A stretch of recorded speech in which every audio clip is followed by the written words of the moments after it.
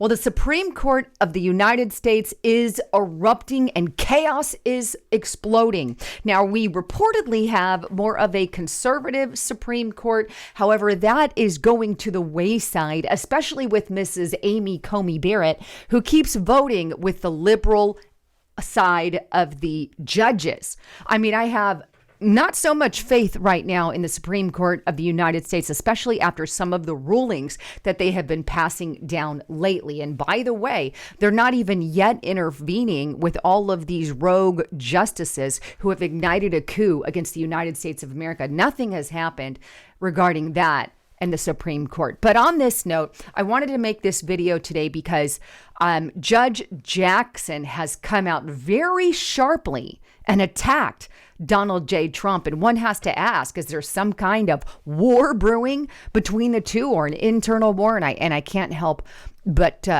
think that that is what's going on. But take a look. Politico. Kenjanita Brown Jackson sharply condemns Trump's acts on judges. It goes on.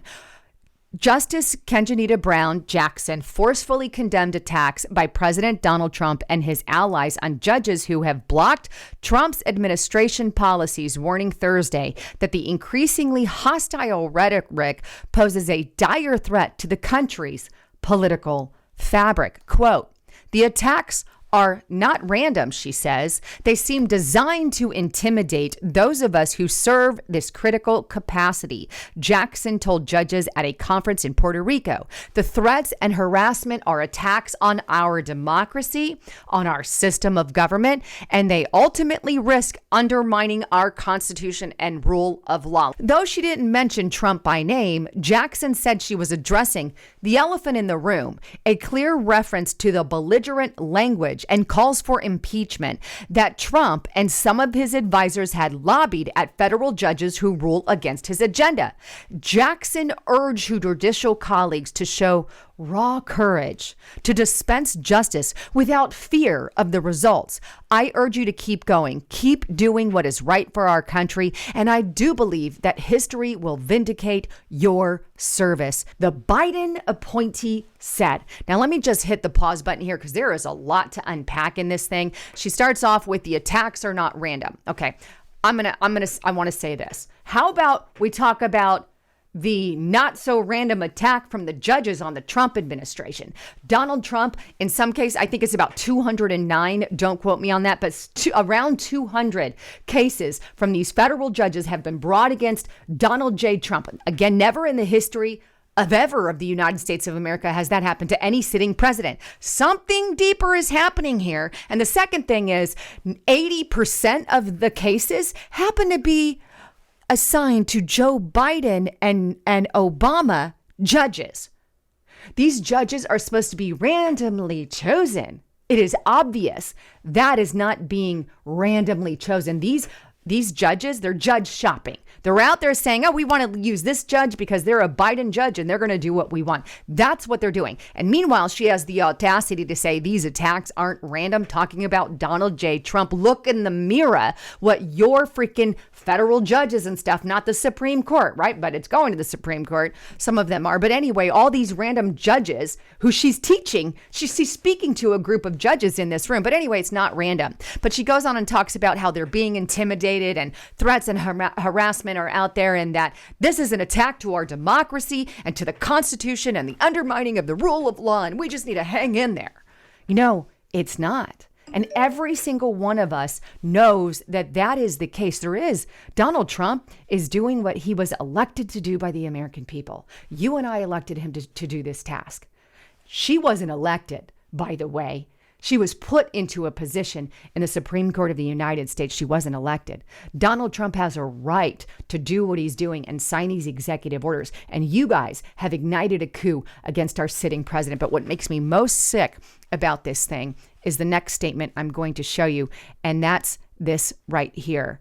Jackson's unusual pointed comments received a standing ovation from the judges and the lawyers in attendance. Can you believe that?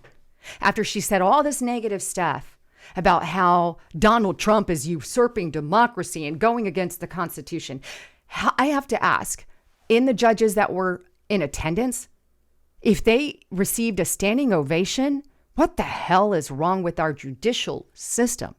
How many of these judges are like radical leftists? Has the judicial system been taken over?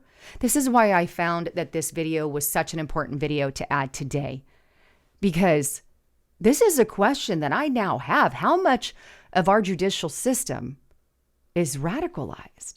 That they can get up there and listen to the Supreme Court justice, who is a radical leftist. She's more on the left, and talking about lies about Donald Trump, how he's superseding democracy and the Constitution.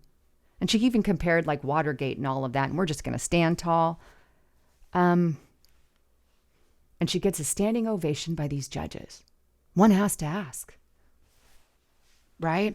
And again, just so you show see how intense a fight this is, you can see all of these: 70 partially blocked, 47 court left in effect, and pending 69 cases. And if you go and add these up, a majority are Biden and Obama. I'm talking about a massive majority.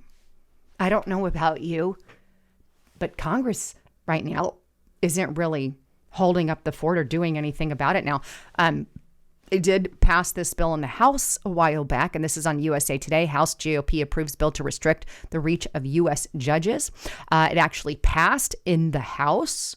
But what this does is it really kind of calms down the judicial coup that is going on against the president, because it restricts some of the reach. But I went and got an update on this bill to see, okay, well, where are we at? What's the update? What's going on? And here is kind of a breakdown. You can see HR 1526, and the bill passed in the House, and then it's just waiting to go to the Senate. We don't have an update on when that's happening, but it's going to the Senate. So we've got some time on that.